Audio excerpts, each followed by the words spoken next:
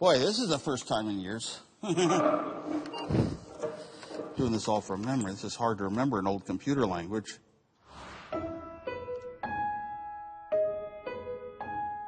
I not only designed this, every little metal trace that you see on here, I strapped onto a drafting table, and I built this whole board myself because I wanted the chips in the ultimate perfect position.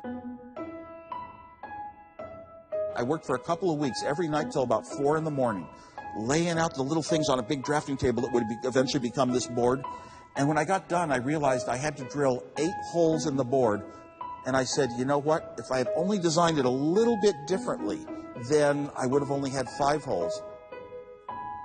I tore apart my entire design for another 2 weeks, every night till 4 in the morning, to get it just that perfect with only 5 holes, so you would never see the 3 missing. It had to be that artistically perfect to me, because it represents yourself when you do a great design. Over here, we've got the very first computer we ever built, long before we even started a company, and I hand wired the entire bottom, soldered it all together. That was an Apple I, the first Apple I computer ever. Does it get boring to tell a story? Never. Never gets boring? Never. It's in my heart. Those were the most incredible times. The summer that I built the Apple I computer, I was totally aware that a revolution was close to starting. I'd been showing off my computer at the Homebrew Computer Club. I had given away my designs for the Apple I for free.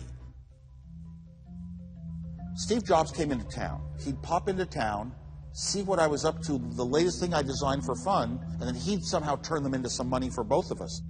Paul Terrell, he owned a store in Mountain View. He'd seen me for quite a long time demonstrating my computer. So Steve Jobs went in to sell him some of our little boards that we built for 20 bucks. He said, no. People want to come in, they want to buy it pre-built. They want to buy the thing ready to go.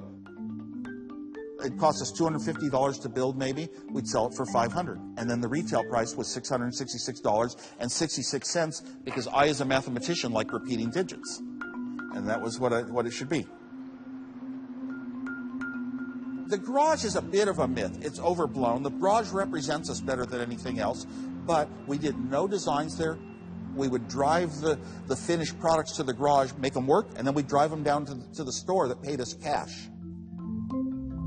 We outgrew that garage, though, very quickly. It wasn't like, it's a whole company. You walk in, a bunch of people have desks. There were hardly ever more than 2 people in the garage, and mostly they were just sitting around kind of doing nothing productive. I was very much a geek. I was a social outsider. I didn't look at the world in normal ways when I was young. I wanted my own computer my whole life. I had told my dad in high school, someday I am going to own a big computer.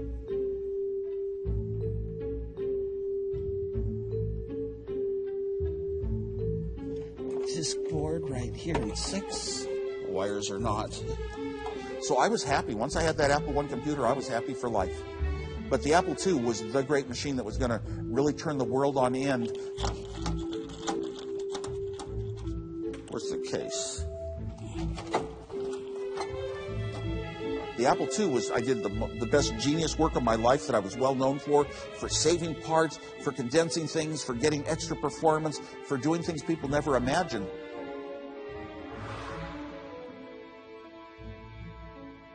This is our millionth Apple II computer, and that's why it's gold.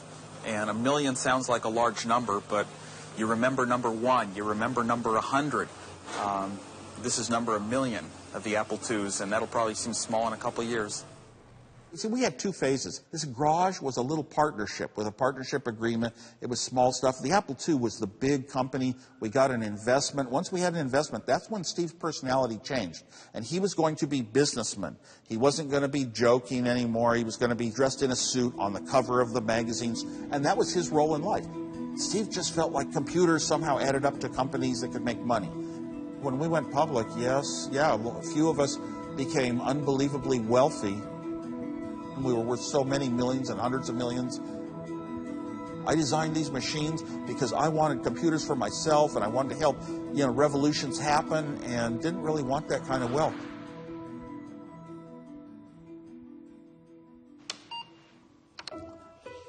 I don't remember the beep command, do I? Too bad I wrote it in my own language. Ooh. Yeah, I got it right. Run. It says, hello, my name is Steve. You can barely see it, but it's there. Soldering things together, putting the chips together, designing them, drawing them on drafting tables. That was so much a passion in my life, and to this day, I'll stay at the bottom of the org chart being an engineer because that's where I want to be.